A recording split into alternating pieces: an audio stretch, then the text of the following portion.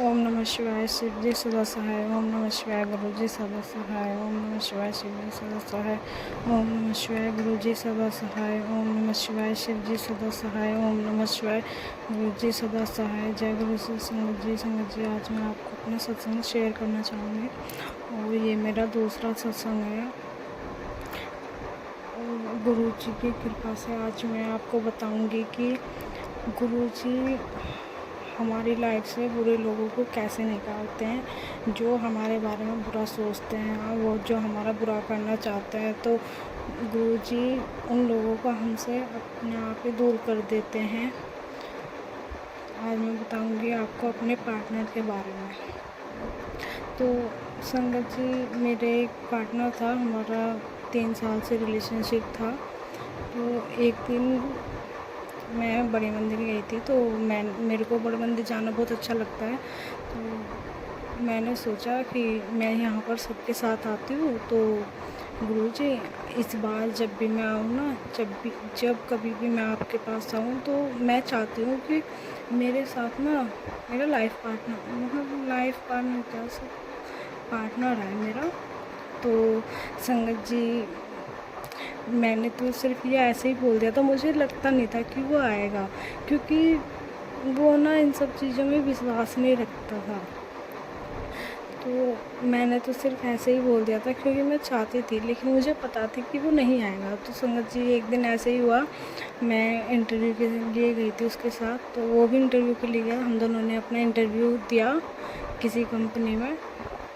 तो हमारा वो इंटरव्यू किसी प्रॉब्लम की वजह से, वो पैसे मांग रही थी, इस वजह से हम उसको रिजेक्ट करके आ गए थे कि कुछ बहाना बना के हम बाहर आ गए।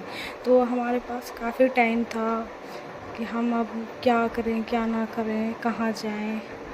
तो अब तो हम घर से बोल कर आए थे कि हाँ इंटरव्यू देने जा रहे हैं, पर हमारा वो काम थोड़ी देर में ही हो गया था। तो हम बड़े मंदिर के आसपास ही थे। तो मैंने उससे पूछा कि अब कहाँ चलना है, तो उसने कहा कि जहाँ मन करे। तो मेरे को एकदम से ध्यान आया कि बड़े मंदिर चलते हैं, आज तो ये साथ में भी है, देखती हूँ हाँ बोलता है कि ना बोलता है। तो मैंने उसको बोला कि चलो बड़े मंदिर चलते हैं, तो उसने भी हाँ बोल दिया। मैं बहुत खुश, मैंने कहा ठीक है भाई, ये बड़े मंदिर जाने के लिए तो रेडी हो गए मेरे साथ। तो हम बड़े मंदिर गए। बड़े मंदिर जाते टाइम मेरे को याद आया कि मैं लास्ट टाइम गई थी, तो और अब ये वही है कि ये मेरे साथ आया। मतलब गुरुजी ने मेरी जो बात थी वो तभी सुन ली थी। गुरुजी हमारी सारी बातें सुन लेते हैं, बहुत अच्छे से सुन लेते हैं। तो मैं बहुत खुश थी उस दिन कि मतलब गुरुजी ने मेरी बात सुन ली। मुझे ऐसा लगा ना कि मतलब मेरी बात बस ऐसे ही निकली और गुरुजी ने वो तुरंत मतलब सुन ली। तो मुझे पता ही नहीं था कि वो हमारी बातें गुरुजी सुन रहे हैं। तो वो सिर्फ मैंने मन में ही बोला था, मैंने किसी को नहीं कहा था। तो फिर हम गए, फिर मैं बहुत खुश। तो फिर ऐसे हमारा चलता रहा। हमारा थोड़े टाइम बाद हमारा ना रिलेशनशिप मतलब उस मोड़ पर आ गया कि ना तो मेरा बात करने का मन करता था उससे, और वो अगर मैं ना करूँ तो वो करता भी नहीं था। उसको पसंद था कि उसको लड़कियों में उसके बस आगे पीछे लड़कियाँ घूमें। और उसको ना बहुत अच्छा लगता था कि ये लड़कियां हैं, मेरे साथ लड़कियां हैं। उसको ना ये सब चीज़ें बहुत अच्छी लगती थी, तो वो ना अपने आप में ज़्यादा ही इतराता था। तो हमारा फिर ऐसे ही चलने लगा। तो एक बार जब मैं मतलब बहुत वो परेशान हो गई थी, तो मैंने गुरुजी से बोला, क्योंकि मुझे ना ऐसा लग रहा था कि अब हमारा ना चलेगा नहीं। क्योंकि मैं सोच रही थी, मतलब हम दोनों ने बातें की थी कि हम शादी भी करेंगे। मैं उसके घर भी गई हुई थी फैमिली से। उसकी बहन पहचानती मेरे को। सॉरी संगत जी, जयकरो जी। तो उसकी बहन मेरे को जानती थी। तो हमने ना शादी वादी की बात की थी, तो हमारे मतलब जो रिलेशनशिप था ना उसमें आ गया था। मतलब हमारी बातचीत तो ना बंद हो गई थी, हमारा बाहर आना जाना बंद हो गया था। मतलब हम साथ नहीं जाते थे कहीं भी। तो फिर एक बार ना मेरे दिमाग में ऐसे आया कि गुरुजी अगर ये मेरा मतलब ये अगर मेरे साथ है, तो इसको मेरे लिए रखिए, अगर नहीं है तो गुरुजी इसको मेरी लाइफ से निकाल दीजिए। अब ऐसा नहीं है कि मैंने वो मतलब मेरे कुछ मायने नहीं था, मैं उसको मतलब इतना मानती थी, मैं उसको इतना समझती थी, मैं चाहती थी ये मेरे साथ हमेशा रहे। और मतलब ऐसी अटैचमेंट थी उसके साथ जो किसी के साथ नहीं है, मेरी बेस्ट फ्रेंड तक के साथ नहीं जो उसके साथ थी। तो मैंने गुरुजी से ये कहा, तो मानना कि मैंने गुरुजी से ये ना बहुत बार कहा, क्योंकि मैं ना मतलब थक चुकी थी कि ये मतलब बात नहीं करता ये हुआ। तो मैंने गुरुजी से कहा, तो गुरुजी ने वो बात भी संगत जी मेरी सुन ली और गुरुजी ने उसको मेरी लाइफ से दूर कर दिया। तो एक दिन, अब दूर कैसे किया, मतलब हमारी बातचीत होना बंद हो गई। हम बाहर, अगर मैं उसको बुलाती तो वो मना कर देता, अगर वो मुझे बुलाता तो मैं मना कर देता, तो हमारा मिलना ऐसे ही बंद हो गया और बातचीत बंद हो गई।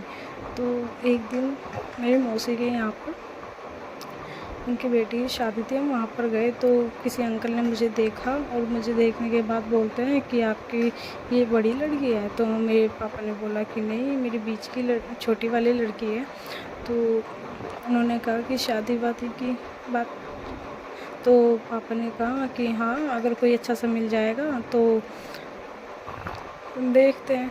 तो उन्होंने कहा ठीक है। तो उस दिन उन्होंने एक लड़के की फ़ोटो दिखाई, वो एडवोकेट हैं। तो उसने मतलब फैमिली में सबने देख ली, सबको लड़का पसंद आ गया। तो जैसे ही हम मतलब शादी वादी हुई, हम घर पर आए, तो फिर पापा थोड़े टाइम बाद लड़के को देखने गए। लड़के का जो फैमिली थी वो ठीक है, छोटी सी फैमिली है। तो पापा घर आए, पापा ने बोला कि लड़का पसंद है। तो मतलब मैं ना ये बातें सुनकर बहुत रोने लगी। तो मेरे को देख के ना पापा भी रोने लग गए, मतलब सब रोने लग गए। अब उनको ये नहीं पता कि मैं क्यों रो रही हूँ, क्योंकि मेरा जो पार्टनर था वो ना मुझसे दूर जा रहा था, जो कि मेरे को पसंद नहीं आता। मैंने गुरुजी को बोल तो दिया था, लेकिन वो मुझे पसंद नहीं आ रहा था। तो मैं नहीं चाहती थी कि मतलब मेरी शादी किसी और से हो, मैं चाहती थी मुझे वही मिले। पर उसका नेचर ना चेंज हो चुका था मेरे को लेकर। तो मैंने गुरुजी से बोला, गुरुजी इसको ना मेरे से दूर कर दो। तो जब वो लड़का देख के आए, तो ना तो मैंने उनको मतलब घर वालों को ये बोला कि हाँ मैं मेरे को शादी करनी है, ना ही मैंने ये बोला कि नहीं मेरे को शादी नहीं करनी। मैंने कुछ भी नहीं बोला, मैं चुप रही, जो होगा गुरुजी देख लेंगे। और गुरुजी का मेरे पास काफ़ी टाइम से मैसेज आ रहा था कि मैंने तेरे लिए नया घर देखा है, मैंने तेरे लिए नया घर देखा, बहुत मैसेज आए थे। तो मैं अपने मन में सोची थी कि मेरा घर कहाँ है, मतलब मेरा घर तो है ही नहीं, और ना ही मैं मतलब इतना कमाती हूँ कि मैं अपना मतलब नया घर ले सकूँ। तो मैं अपने मन में सोचती थी पता नहीं किसके लिए ऐसे ही होगा। तो मेरे को पता नहीं था कि गुरुजी मेरे लिए मतलब लड़का देख रहे हैं। गुरुजी ने ये देखा हुआ है लड़का। गुरुजी ने कहा मैं तेरे लिए एक चंगा सा घर देख के आई हूँ, नवी कोठी देखी है, बहुत अच्छी है, और उसमें ना सत्संग ज़रूर कराना और उसमें बड़ा स्वरूप भी लगाना। तो ये मैसेज मेरे को मिलते रहे। तो संगत जी अब ऐसा है कि मतलब बातचीत आगे बढ़ गई है। अब मैंने उसको बोला कि मतलब मेरे घर वाले ऐसे ऐसे शादी कर रहे हैं, तो कुछ कर। तो वो लड़का कुछ नहीं बोलता संगत जी, वो बिल्कुल मतलब ऐसा हो गया है ना, मतलब मैं उसको क्या समझा रही हूँ, वो क्या समझ रहा है, वो क्या बोल रहा है, कुछ नहीं समझ में आ रहा मेरे को। मतलब उसके मन में क्या, कुछ नहीं, ना वो क्लियर करता है ना वो कुछ करता है।